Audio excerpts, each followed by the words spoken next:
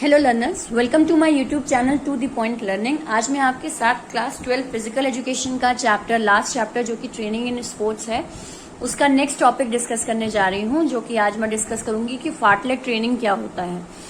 इससे पहले मैंने इसी चैप्टर से रिलेटेड सारे वीडियोस बनाए हैं, टॉपिक्स अलग अलग टॉपिक को लेकर, तो आप वो वीडियोस जरूर देखिएगा। जैसे मैंने कंटिन्यूअस ट्रेनिंग मेथड समझाया है, एंड्योरेंस क्या होता है ये क्लियर किया है, इंटरवल ट्रेनिंग मेथड क्या होता है वो भी क्लियर किया है, तो आप वो वीडियोस जरूर देखिएगा मेरी क्लास 12 फिजिकल एजुकेशन की प्लेलिस्ट में जाके।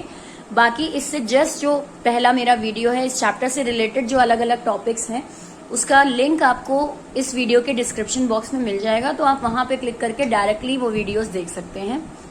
आपको ढूंढना नहीं पड़ेगा प्लेलिस्ट में जाकर, तो वो वीडियो के लिंक आपको यहाँ डिस्क्रिप्शन में मिल जाएंगे।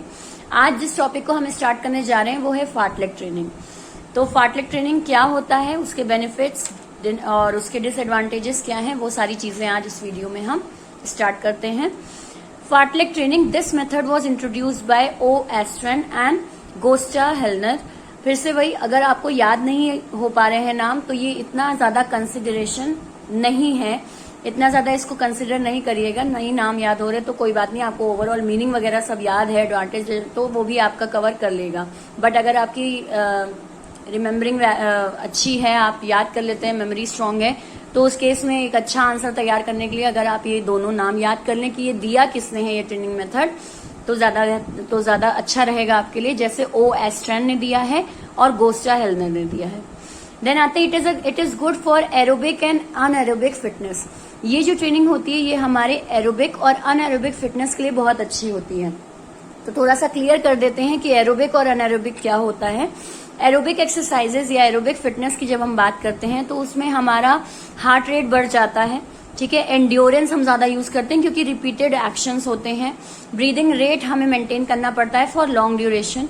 तो उन एक्टिविटीज को या उस तरह की एक्सरसाइजेस को हम क्या कहते हैं, एरोबिक कहते हैं, जिसमें रिपीटेड एक्सरसाइजेस हो या रिपीटेड मूवमेंट्स हो, बहुत लंबे समय के लिए हम वो एक्टिविटीज कर रहे हैं जिसमें हार्ट रेट हमारा इंक्रीज रहता है, तो ये सारी चीजें एरोबिक फिटनेस में आती हैं। और अगर एनारोबिक फिटनेस की बात करें तो short burst of intense activity, एकदम से मैं कोई काम करने जा रही हूँ या मैं कुछ देर के लिए अपनी स्ट्रेंथ वगैरह को यूज कर रही हूँ फॉर वेरी मिनिमम टाइम, और उसमें मैं अपनी पूरी स्ट्रेंथ या मैं अपनी पूरी फोर्स या पूरी एनर्जी लगा दे रही हूँ उस काम को या उस एक्सरसाइज को या उस वर्कआउट को करने में, तो ये चीज मेरी क्या दिखाता है, anaerobic fitness.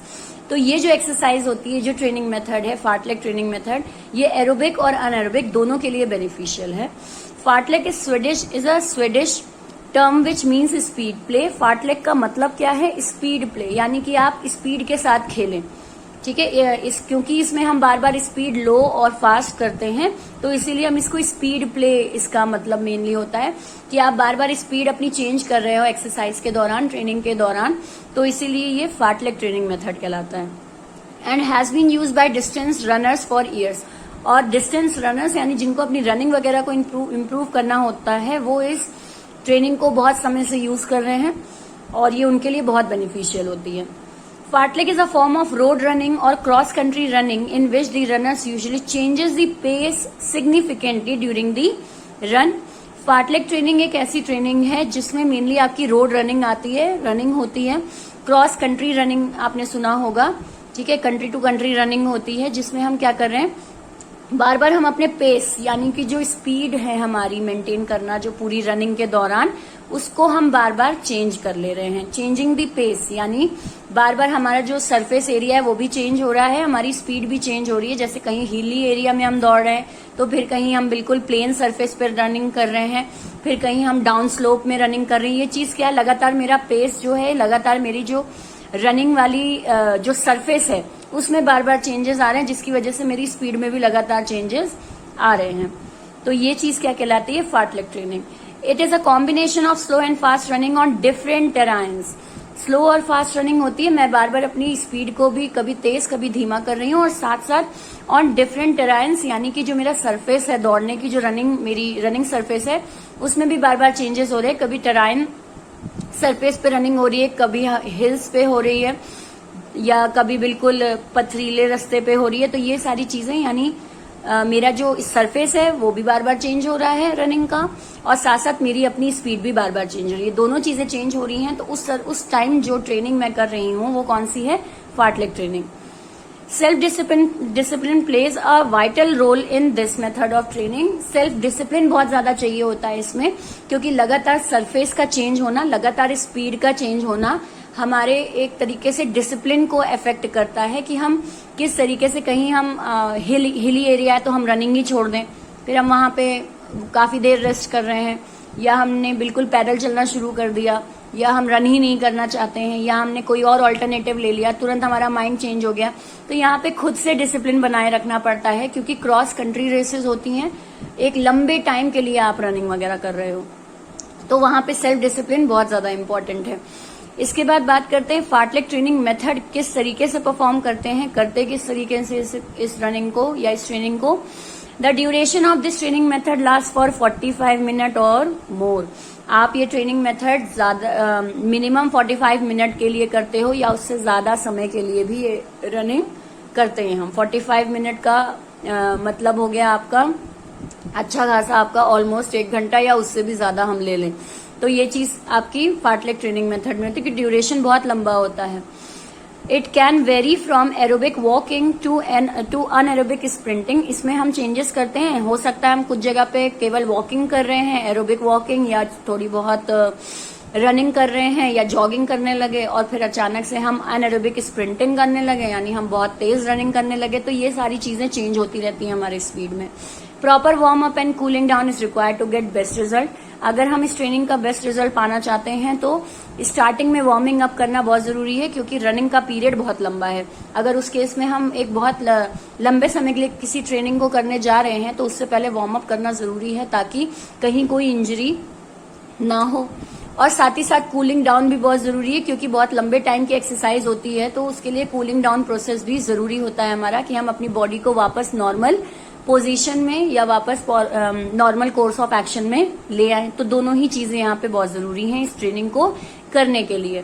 This is followed bye a vigorous activity like climbing up hill. यहाँ पे हम कुछ विगरस एक्टिविटीज करते हैं, यानी कुछ डिफिकल्ट एक्टिविटीज इन्वॉल्व होती हैं, जैसे हम बीच में क्लाइंबिंग वगैरह भी करने लगते हैं। रास्ते में जितनी चीजें आएंगी उसको हम पार किस तरीके से करें, चाहे रनिंग करके करें, चाहे जॉगिंग करके करें, चाहे कहीं से क्लाइंबिंग करके करें, चाहे कहीं चढ़ाई है, ये सारी चीजें इन्वॉल्व होती हैं इसमें।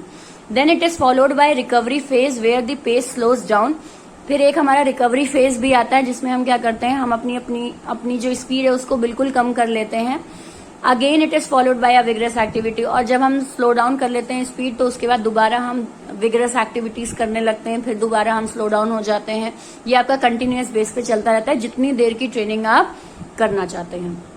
तो ये इसको करने का तरीका है। आपका बेसिक ये एग्जाम के पॉइंट ऑफ व्यू से याद रखने वाली चीज क्या है, इसका टाइम, कि कितने टाइम के लिए करते हैं। तो 45 मिनट के लिए या उससे भी ज्यादा हम कर सकते हैं। इसके बाद बात करते हैं इसके फायदे क्या हैं इस ट्रेनिंग के। It improve cardiovascular endurance. हमारी कार्डियोवास्कुलर एंड्योरेंस को बढ़ाता है, यानी हमारे हार्ट को स्ट्रांग करता है। साथ साथ हमारे हार्ट से रिलेटेड जो मसल्स हैं उनको बहुत ज्यादा स्ट्रेंथ मिलती है। एक एंड्योरेंस एबिलिटी हमारे अंदर डेवलप होती है इस ट्रेनिंग को करने से। क्यों? क्योंकि ये लंबे समय के लिए ट्रेनिंग परफॉर्म होती है, इसलिए एंड्योरेंस को तो बिल्कुल इम्प्रूव करेगा। दूसरा आते हैं good for aerobic and anaerobic fitness. अभी हमने ऊपर भी पढ़ा था, इन दोनों ही फिटनेस को मेंटेन रखने के लिए फार्टलेग ट्रेनिंग मेथड बेनिफिशियल है। It makes the body versatile. Versatile बनाता है हमारी बॉडी को फ्लेक्सिबल प्रोवाइड कराता है। क्यों? क्योंकि हमारा जो सरफेस है वो भी अनइवन है। जो हम जहाँ पे ट्रेनिंग करते हैं ये वो सरफेस भी अनइवन है। कोई ऐसा नहीं है कि हमें पूरा अच्छा खासा एक बढ़िया चिकना ग्राउंड दे दिया हमें वहीं पे दौड़ना है, नहीं। कहीं पर ऊंचाई, कहीं पर आप डाउन वे में रनिंग कर रहे हो, कहीं पर बहुत ही ज्यादा स्टोनी एरिया में आप रनिंग कर रहे हो, कहीं पर क्लाइंबिंग भी शुरू कर दिया आपने। तो इसीलिए वर्सेटाइल बनाता है हमारी बॉडी को, कि सारी सिचुएशन में हमारी बॉडी ढलना सीख जाती है। फ्लेक्सिबल इन नेचर, बहुत ज्यादा फ्लेक्सिबिलिटी होती है हमारे शरीर में इस एक्सरसाइज को करने से, क्योंकि वही बात है कि सरफेस भी डिफरेंट है और हमारा रनिंग की स्पीड भी बार बार चेंज होती है।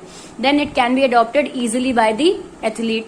एथलीट इस एक्सरसाइज को बहुत आराम से कर पाते हैं। क्यों? क्योंकि एथलीट्स को मेन अपनी स्पीड पर वर्क करना पड़ता है। तो उस स्पीड को बनाए रखने के लिए या उस स्पीड को बार बार ओवरऑल मेंटेन करने के लिए बॉडी में ये ट्रेनिंग मेथड बहुत अच्छी होती है, क्योंकि लंबे समय के लिए है और ये मेन रनिंग बेस है। इसके बाद नुकसान की अगर मैं बात करूं तो डिफिकल्ट टू जज the exact effort of the athlete.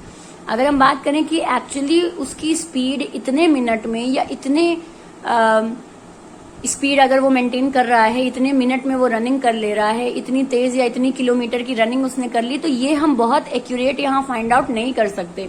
क्यों? क्योंकि हमारा जो सरफेस एरिया होता है वो अनइवन होता है। हो सकता है कि वो स्टोनी एरिया में दौड़ रहा है तो उसकी स्पीड कम हो गई, हो सकता है वो फ्लैट सरफेस पे दौड़ रहा है तो उसकी स्पीड बहुत तेज है। तो उस केस में मैं फाइंड आउट नहीं कर सकती कि एग्जैक्टली जो मेरा एथलीट है वो अलग अलग सरफेस पे उसकी स्पीड क्या मेंटेन हो रही है, या वो एक बहुत अच्छा रनर बनेगा या नहीं बनेगा, ये मैं केवल फार्टलेक मेथड से डिसाइड नहीं कर सकती। तो इसीलिए यहाँ पे एग्जैक्ट एफर्ट नहीं पता चल पाता एथलीट का। इट मे कॉज एक्सीडेंट, क्योंकि हमारी सरफेस अनइवन होती है। यहाँ इस ट्रेनिंग को करने में एक्सीडेंट के चांसेस बढ़ सकते हैं। आप हिली एरिया पे रन करते हो, आप स्टोनी एरिया पे रन करते हो, फ्लैट सरफेस पे रन करते हो, जब इन सारे बार बार आपकी सरफेस एरिया चेंज हो रही है, बार बार आपके पैर की पोजीशन चेंज हो रही है, तो एक्सीडेंट के चांसेस भी बढ़ जाते हैं। So this is what disadvantage.